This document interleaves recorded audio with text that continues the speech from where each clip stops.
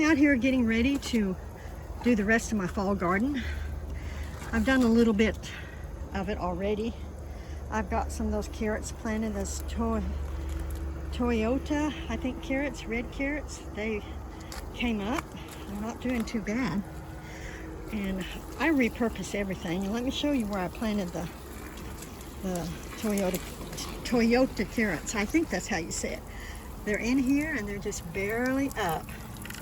You can't hardly see them here. There's a bunch of them right there. There's a few weeds too. And some of these are carrots that I'm growing for seed. I'm just leaving them over the winter. So this is a repurposed deep freeze. It's insulated so it can handle heat and cold a lot better. So I thought, well, I'll grow my carrots in here. And they are growing, so that's good. I didn't plant very many because I didn't want to waste the seed. I wanted to plant them in other places too. So here is the dampened bed. I always try to dampen my planting beds when I'm going to put in starts. And the poles are for, like I said, the netting, or maybe I didn't say it. I can't remember what I said. I'm going to lay the netting across the poles. And I'm getting the bed ready. I'm going to put a little horse manure or composted manure in each of the planting holes. I'm not going to cover the whole bed because I'm a little bit low on that stuff. So I think that'll work. And here are my starts. Those are the baby seeds that were planted back in July 6th, which I don't normally plant that early. But brassicas don't seem to get root bound as quickly as other plants. I even planted some dill. I'm going to plant it out too. That is experimental. So I'll get these brassicas out. They're mostly cabbage, two types of broccoli, and I think 2 types of collards. Well, I'm going to get busy over here. See you in a bit. I'm doing the planting holes. What I'm doing is, I've done that one there, put that part of a plastic cup to mark the place, and I also put the plant inside, and I press it down just a little ways. It keeps the cutworms off of your brassicas in the ground, but you don't want to have it too big, like only about like maybe an inch, because brassicas, the roots are not that big at first. Now I forgot where I put my stuff. Okay, so I dig out my hole. I didn't get the ground very moist. And I put in about 2 scoops of composted manure, just straight composted manure. Mix it with the dirt right here. Put in just a little bit of organic fertilizer. Not much, just a little, I guess you might say 2 pinches if you're a cook. That's how you would do salt. And that's how I get it going. And then I mark the place with my trusty circle.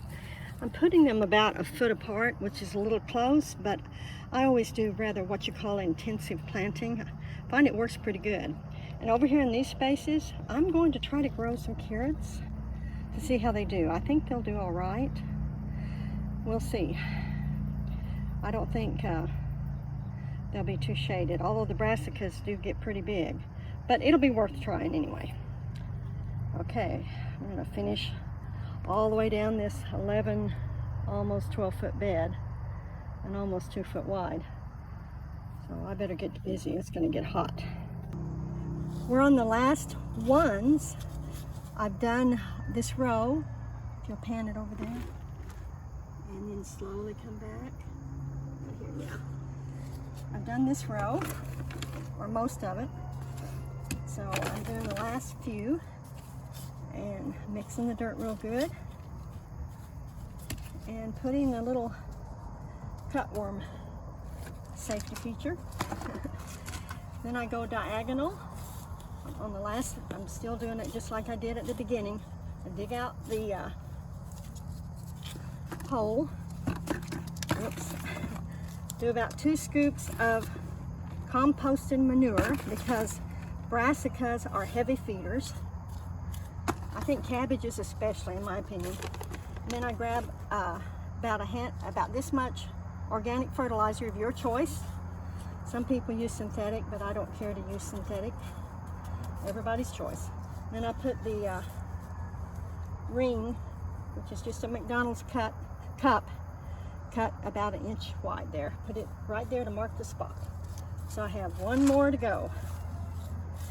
And I'll be ready to, a lot of composted leaves there. I'll be ready to start putting the plants in. So that's about 2 spades worth of manure. Mix it good. You pinch or so of fertilizer, mix it, and mark it. So I'll gather up my things, and I'm almost ready to put the little plants in. Buckets are very handy to have in your garden, to carry around. They carry everything. They even carry your drinks. I've taken one of the broccolis, Waltham 29, I believe is the name. I'm not planting much of it, out of the cell. And I thought it's going to be root bound. It's been in there so long, but it's really not. It's got a good amount of roots on it. I've already taken the other broccoli out. It's the Chinese broccoli, and it's called, let me look it up here. It's in Chinese, so I don't speak Chinese. Yod Fa. And let me show it to you. I've already got it planted right here. My husband's helping me by watering the little plants that I'm putting in here. Here's the Chinese Yod Fa, Chinese broccoli. It's supposed to taste between like asparagus and broccoli. It's very tender, supposedly. It gets ready in a very short time. I think it said 55 days. Don't quote me on that, but I'm pretty sure it said that. You can eat every part of the plant easily because it's supposed to be so tender. This is our first year of growing them. And I have 1, 2, 3, 4, about 5 of them planted. And my sister's planting a bunch over in her area. So it's going to be fun trying that. They were not root bound either when I took them out of the flat. So I'm going to go back to the broccoli. I wonder where I laid it. Did you see where I laid that broccoli? Oh, here it is. I put it back in the cell. And I want to show you the different things that you can use to get your plants out of the cells if you want to. You can use a butter knife, and you just edge it. I'm doing this one-handed, so it's a little hard. And you pull it up. There it is. My favorite, though, is, where did it go? This. I think this is a pickle fork. That works the very best of all. Now some people just turn theirs where they just push them out. I find it kind of difficult to do that. So we'll do this other broccoli right here, and you just push that fork in. You can do it on all sides to kind of loosen it if you want to. See how easily that lifted? That just lifted right up, the whole thing. Isn't that neat? With a pickle fork. It's amazing what you can do.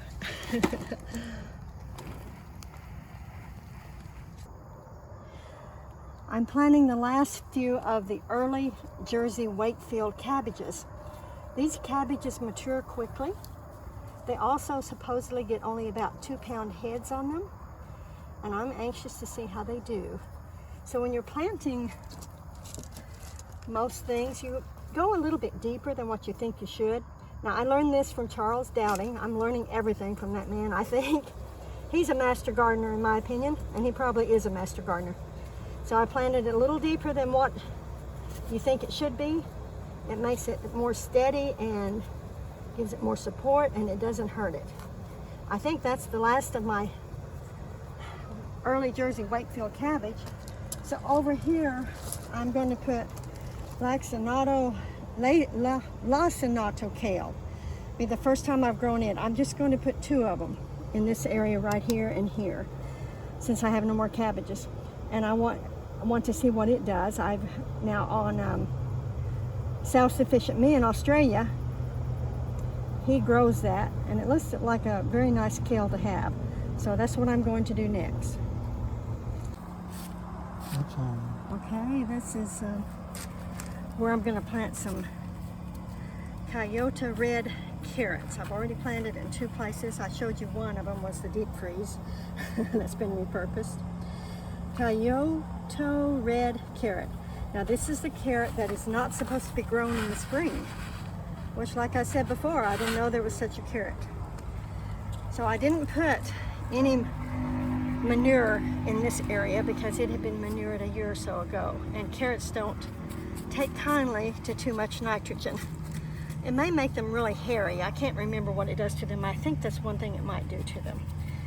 So I'm just taking one seed at a time and dropping it in. I know a lot of times people just scatter their carrots, and that's okay. I do that too with other carrots, but these seeds are coated. So somebody went to a lot of trouble to coat these seeds, so I want to do them justice and plant them about 1 inch or 2 inches apart. That may be too close, and it may not be too close. I will find out for sure when they grow. So I'll get these done right here.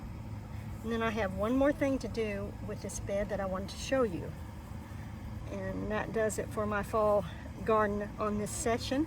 I do have kale. I plant blue dwarf kale as my standard. I do have a plant or 2 already planted, which I showed in another video.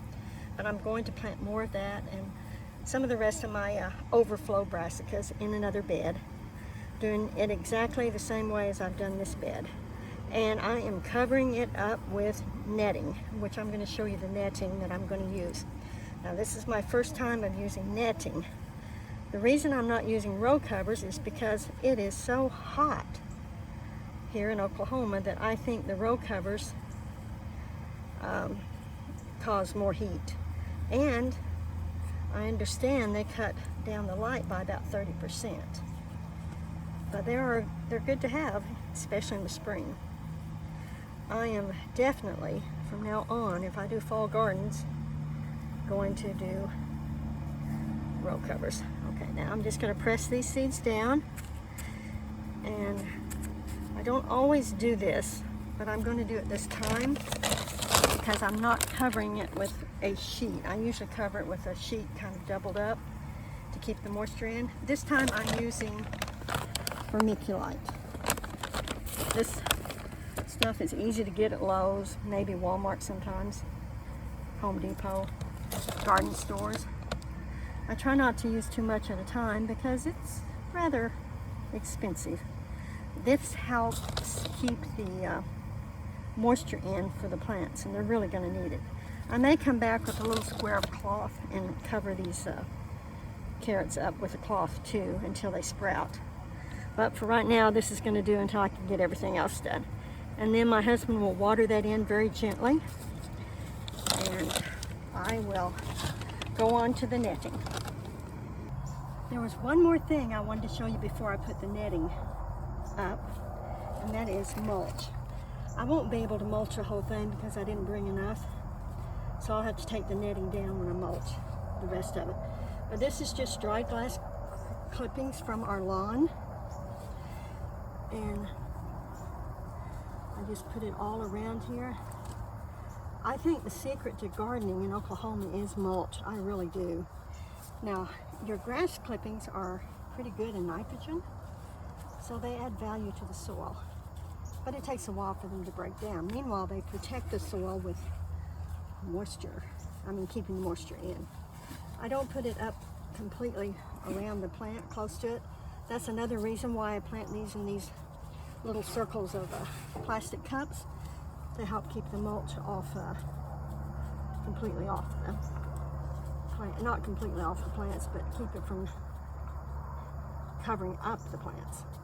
So that's how I would do it. I'll do the whole bed later when I get more mulch down at the compost pile. And I'm going to show you the netting. I got this on Amazon. I think it's Tulle, Tool, I believe. and it's pretty thin. It's not very expensive at all. It's 54 inches wide, and I think it's about 30 feet long. I'm not quite sure about how long it is.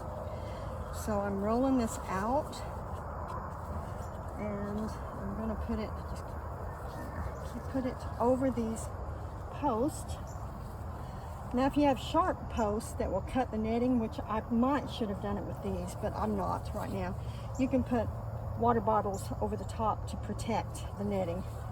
And I really probably should have done that. I may do that later. But right now, we'll put it over this, and hopefully this will work to keep those bugs out. Oklahoma is so full of bugs in the summer.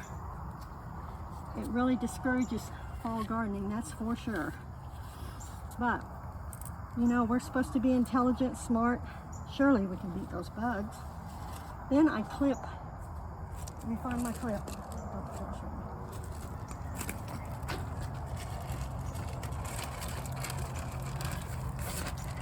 When I get it positioned properly, you can get these at Dollar Tree, maybe Walmart, I don't know, wherever. I can't remember where I got mine, probably Dollar Tree. Come in big packages. And once you get your netting to your satisfaction, you just clip it down here, and there you go. That'll hold it from the wind that we're famous for. And you just keep on going down the row, covering it with netting. So that's it for our fall garden adventure this morning. I'll finish the netting and get busy with other things. Everyone have a very nice day. I finished my other things, so I thought I would just take a brief moment and show you guys what it looks like with the watermelon, that's the color on the package, tulle cover. I'm sure the makers of this fabric was not thinking of gardens when they named it watermelon, but isn't that appropriate? I think I'm going to put this black plastic fencing, just lay it on the top for added sun protection just for a week or so. I think that's the best thing to do to kind of help those plants do okay. And I'm going to take my little trusty red wagon. There's a story behind this red wagon. When we were young, I was about 11, my sister was about 4 or 5, maybe, anyway. We'd hitch our collie dog, border collie by the way, up to the wagon, he'd pull it, and us girls would put the baby sister, which is my sister Lenore, who lives with us here, in the wagon. And the dog would pull her down the road. Well, one day the dog went too fast around the curve and tipped that red wagon over. And I thought, oh, Lenore's never ever going to forgive us, because she still remembers it. But guess what? When she wasn't using her red wagon anymore, she gave it to me. So that's the story of the red wagon, and it is really handy to cart things around. As you can see, I still have more to go. I haven't finished yet, but I'll get it done. Signing off for sure this time.